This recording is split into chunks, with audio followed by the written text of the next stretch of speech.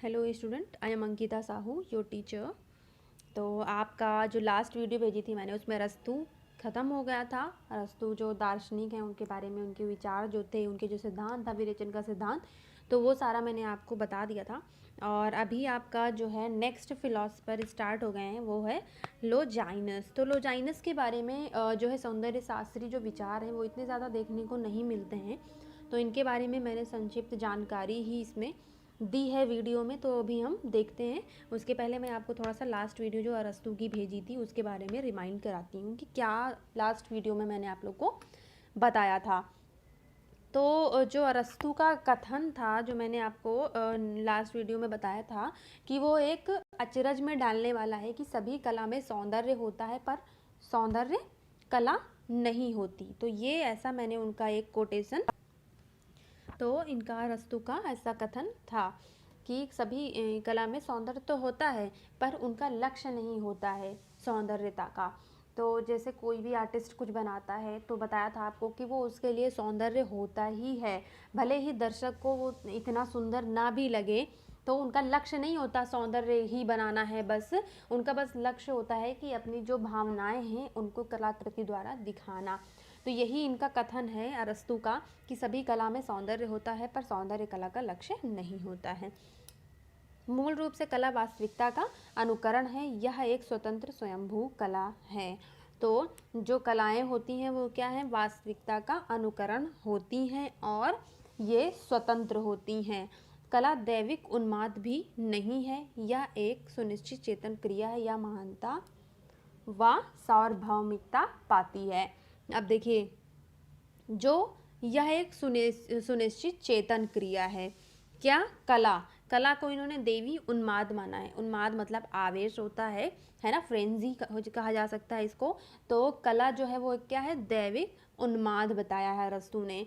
और यह एक सुनिश्चित चेतन क्रिया है, यह महानता व सार्वभौमिकता पाती है। अब देखिए, ये जो है एक ऐसी क्रिया है, कला जो एक है ऐसी क्रिया है जिससे आपको क्या प्राप्त होता है, महानता प्राप्त होती है और सार्वभौमिकता प्राप्त होती है। मतलब किसी भी कला चित्रण को आप करके जो है चेतन क्रिया उसमें आप करते हो, तो वो उससे आपके जो तारीफ़ें मिलती हैं तो उससे क्या होता है, महानता की प्राप्ति होती है ना। तो आप जो अपनी अनुभूति दिखाते हो पेपर के द्वारा, तो उससे क्या प्राप्त होती है, सार्वभौमिकता प्राप्त होती है।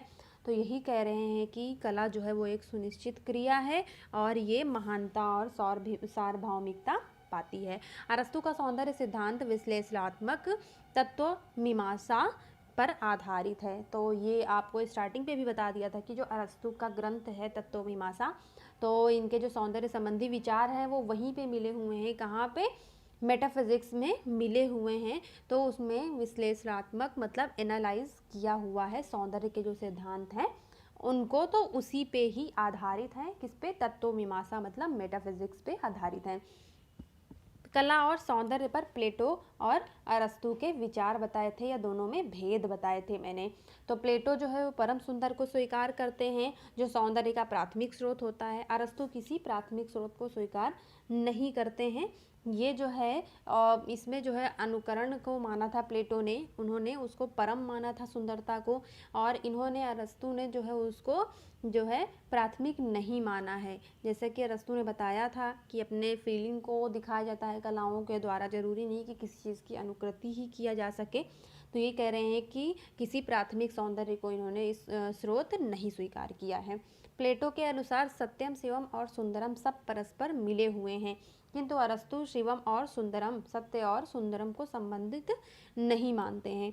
तो प्लेटो का आपको बताया था कि इनका आदर्शवाद है जिसमें सत्यम शिवम सुंदरम के बारे में बताया हुआ इन्होंने, तो ये आपस में मिले हुए हैं, प्लेटो ने कहा था।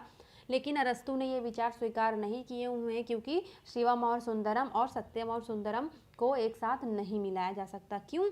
क्योंकि अरस्तु के अनुसार सौंदर्य आकार में होता है। बताया था आपको कि अरस्तु जो है वो सुंदरता किस में देखते हैं, आकार में देखते हैं, शेप्स में देखते हैं। तो ये मानते हैं कि शिव गति में है, इसलिए उनको मिलाना उचित नहीं है।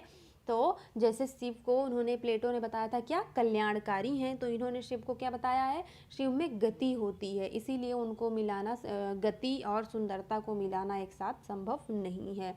प्लेटो सौंदर्य को उपयोगिता से संबंधित मानते हैं, पर अरस्तु सौंदर्य को उपयोगिता, अच्छाई और सत्य से भिन्न मानते हैं। अब देखिए, प्लेटो ने क्या माना था, जो चीज़ें उपयोग में हैं, जैसे बढ़ई की चीज़ें, वो चीज़ें सुंदर थी, लेकिन अरस्तु ने उस सौंदर्यता में उपयोगिता नहीं देखी है। जैसे कोई भी आपके यहाँ मान लो आपके यहाँ पे कोई भी शो पीस रखा है ना, तो वो बस देखने के लिए ही रखा है, तो वो सुंदर लग रहा है, पर और किसी उपयोग में तो नहीं आता है आपके, वो कि घर में उसमें पानी भर के पी लिया या किसी काम, तो वो बस देखने की तो काम आता है शो पीस, तो उसमें उपयोगिता नहीं होती। लेकिन अरस्तु कहते हैं कि वो देखने में तो सुंदर लग रहा है ना, उपयोगी नहीं है तो क्या हुआ। तो ये कह रहे हैं कि अरस्तु जो है सौंदर्यता में उपयोगिता भी नहीं मानते हैं, अच्छाई और सत्य भी नहीं मानते हैं, बल्कि प्लेटो ने सत्यम शिवम सुंदरम के अंदर यही बताया है कि जो सत्य है वो सुंदर है, तो अरस्तु उसको स्वीकार नहीं करते हैं। प्लेटो ने नकलची प्रकृति की निंदा की, जबकि अरस्तु कला को नकल को मूल मनुष्य की मूल प्रवृत्ति और पवित्र कर्तव्य मानते हैं, अनुकरण बुरा नहीं है। तो प्लेटो ने क्या कहा था, कलाकार की निंदा की थी, कलाकार को तृतीय श्रेणी में रखा था। क्या कहा था कि ये क्या है, नकलची है और प्राकृतिक की नकल करता है, या भगवान द्वारा बनाई गई चीज़ों को या बढ़ई द्वारा बनाई गई, शिल्पकार द्वारा बनाई गई चीज़ों को नकल करता है। कौन, कलाकार, चित्रकार। और जबकि अरस्तु क्या कहते हैं, वो नकल नहीं करता है, बल्कि मनुष्य के जो मस्तिष्क में चलता है वो चीज़ें, जो मूल प्रवृत्ति होती है वो चीज़ें बनाता है, वो उनका पवित्र कर्तव्य है बनाने का, है ना। तो अनुकरण बुरा नहीं है, किसके अनुसार, अरस्तु के अनुसार। प्लेटो कला को दैवी उन्माद मानते हैं, जैसे अभी मैंने ऊपर आपको बताया था, कलाकार को दैवी उन्माद मानते हैं। और अरस्तु के अनुसार कला जो है वो, बताती हूँ आपको, वो उन्माद नहीं है और सुनियोजित क्रिया है। तो उन्माद, सिर्फ उन्माद नहीं है अरस्तु के अनुसार, वो एक सुनिश्चित क्रिया भी मानते हैं सौंदर्यता को या कलाकार को। प्लेटो का दृष्टिकोण समन्वयवादी संश्लेषण का मत था, अरस्तु का दृष्टिकोण तथा बुद्धिवादी विश्लेषण का मत था।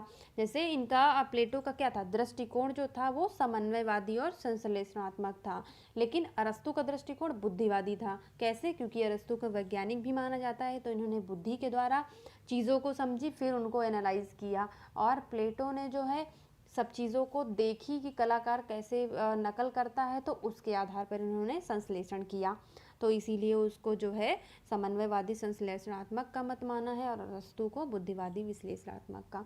संक्षेप में कहा जाए तो प्लेटो और अरस्तु के विचार के दो छोर हैं, जो आत्मवाद और बुद्धिवाद पर निर्धारित हैं। तो प्लेटो जो है वो आदर्शवादी पक्ष को मानते हैं, और अरस्तु जो है वो यथार्थवादी पक्ष को मानते हैं। तो इस प्रकार मैंने आपका प्लेटो और अरस्तु समझा दिया था लास्ट वीडियो में। अब 2000 सालों तक पाश्चात्य सौंदर्य शास्त्र में इन दोनों के समान कोई भी विचारक नहीं पैदा हुआ, ऐसा ये लोग मानते हैं। अब लोजाइनस देखते हैं। लोजाइनस जो है आपके वो नेक्स्ट, आपका अरस्तु था, फिर प्लेटो था, फिर अरस्तु था, अब आपका लोजाइनस है। तो लोजाइनस के बारे में देखते हैं। प्रवाह पाश्चात्य साहित्य शास्त्र में प्लेटो और अरस्तु के बाद तीसरा महत्वपूर्ण नाम लोजाइनस का है। इनका यूनानी नाम जो है वो लॉगिनस है। तो जो तीसरे आपको बताया मैंने कि प्लेटो और अरस्तु के बाद कौन है, लोजाइनस, या उनका यूनानी नाम लॉगिनस भी कह सकते हैं आप, तो लॉगिनस हैं। तो लोजाइनस का ग्रंथ जो था वो क्या था, पेरीइपुसुस था। तो पेरीइपुसुस का अर्थ है उद्दांत के विषय में, तो उद्दांत के विषय में इसका अर्थ है, ये जो है यूनानी लैंग्वेज में है ये, और अभी इसका अंग्रेजी में भी आपको भी मतलब बताती हूँ कि क्या है उदांत के विषय में या फिर पेरीइपुसुस। तो अंग्रेजी में इसका अर्थ है सब लाइम या फिर ऑन द सबलाइम। तो ये इसका अनुवाद किया गया है किसका, उदांत का, या फिर पेरीइपुसुस का अर्थ है सब लाइम।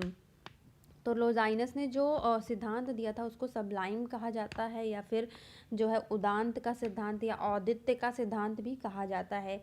लोजाइनस ने काव्य को श्रेष्ठ बनाने वाले तत्वों पर विचार करते हुए इस सिद्धांत का प्रतिपादन किया। वे उदांत को काव्य को श्रेष्ठ बनाने वाला तथा कवि को प्रतिष्ठा दिलाने वाला तत्व मानते हैं। तो जो लोजाइनस का सिद्धांत है, उदांत का या औदांत का जो सिद्धांत है उनका, तो वो किस विषय में मानते हैं, काव्य को और श्रेष्ठ बनाने के विषय में मानते हैं, तभी इन्होंने इस सिद्धांत का प्रतिपादन किया था। तो ये जो है वो क्या है, वो कवियों को प्रतिष्ठा दिलाने वाला तत्व माना गया है, क्या, उदांत जो है वो। अब आगे देखते हैं कि लोजाइनस का और क्या चीज़ें थी। लोजाइनस प्लेटो के अनुकरण को साहित्य का मूल तत्व माना। इसका पल्लवन अरस्तु ने अपनी दृष्टि से किया और विरेचन को साहित्य का उद्देश्य स्वीकार किया। इसी प्रकार लोजाइनस का उदांत सिद्धांत है। अब देखिए प्लेटो ने क्या किया था, अनुकरण को साहित्य का मूल तत्व माना था। आप जानते हैं इमिटेशन का सिद्धांत जो है, थ्योरी ऑफ इमिटेशन जो है, वो अनुकरण का सिद्धांत जो है वो प्लेटो का है। बहुत बार आपको बता चुकी हूँ मैं। और प्लेटो में तो अनुकरण ही है पूरा। तो जो प्लेटो का है वो अनुकरण का सिद्धांत है, ये जो साहित्य का मूल तत्व माना जाता है। और फिर इसका पल्लवन किसने किया था, अरस्तु ने किया था अपनी दृष्टि से। तो उन्होंने अपनी दृष्टि से बताया था कि अनुकरण किस प्रकार श्रेष्ठ है ना। तो इसका पल्लवन प्लेटो के बाद अरस्तु ने किया था और उन्होंने विरेचन का सिद्धांत निकाला था। तो विरेचन मतलब बताया था आपको, कैथारसिस मतलब शुद्धिकरण करना।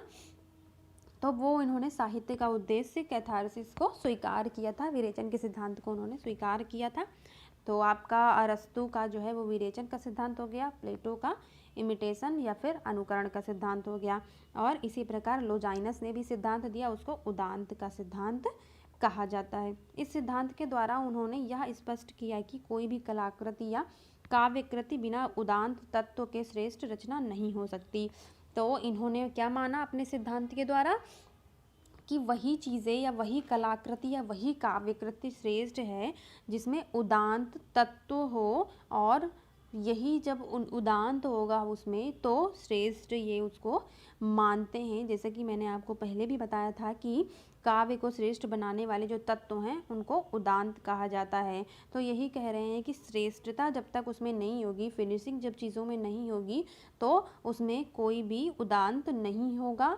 उदांत मतलब ही होता है कि किसी चीज़ को फिनिश्ड रूप में करना, है ना। तो इन्होंने सिद्धांतों में इसी चीज़ को स्वीकार किया है। और उदांत के बिना श्रेष्ठ रचना या काव्यकृति या कलाकृति नहीं हो सकती। श्रेष्ठ वही है जिसमें रचयिता का गहन चिंतन और अनुभूतियाँ रहती हैं। रचनाकार का यह अनुभूति तत्व तो अपनी महानता, उदानता, भव्यता या गरिमा के कारण रचना को महान बनाता है। अब देखिए, कोई भी चीज़ें या सिद्धांत के द्वारा, किस सिद्धांत के द्वारा, उदांत, तो श्रेष्ठ वही है जिसमें रचयिता का गहन चिंतन हो और अनुभूतियाँ हो। तो जो चीज़ें आप या फिर कोई काव्य रचयिता हो या फिर कोई भी संगीत बनाता हो या फिर कोई कलाकृति बनाता हो, तो जिसमें अनुभूतियाँ नहीं होगी, अगर उन चीज़ों को वो नहीं समझेगा, उनको कैसे उनको फील नहीं करेगा चीज़ों को, और उनके ऊपर गहन चिंतन मतलब डीप स्टडी नहीं करेगा उनको लेके, तो वो श्रेष्ठ रचना हो ही नहीं सकती, है ना। अगर किसी चीज़ के बारे में आप अच्छी तरह नहीं जानते हो तो उसके ऊपर कैसे पुष्टि कर सकते हो, कैसे उसके ऊपर आप जो है थीसिस लिख सकते हो, है ना। तो रचनाकार का यही अनुभूति है जो तत्व अपनी महानता, उदारता, भव्यता या गरिमा के कारण रचना को महान बनाती हैं। तो यही अनुभूति है। जैसे भी कोई आप कलाकृति करते हो किसी भी चीज़ को लेके, नेचर को लेके, तो आप नेचर की स्टडी के लिए उसको फील करोगे ना, आपकी नेचर में क्या क्या चीज़ें हैं, नेचर में हमें शांति मिलती है। तो जब तक आप उसको फील करके नहीं बनाओगे तब तक आपकी कलाकृति जो है वो कृत्रिम लगेगी, है ना। तो यही कह रहे हैं कि जब तक अनुभूति नहीं होगी उसमें किसी भी चीज़ में, तो वो तत्व सही नहीं होगा, वो रचना सही नहीं होगी। तो यही चीज़ें जो हैं वो तत्व की महानता, उदारता, भव्यता या गरिमा को बढ़ाती हैं, रचना को महान बनाती हैं एक रचयिता द्वारा।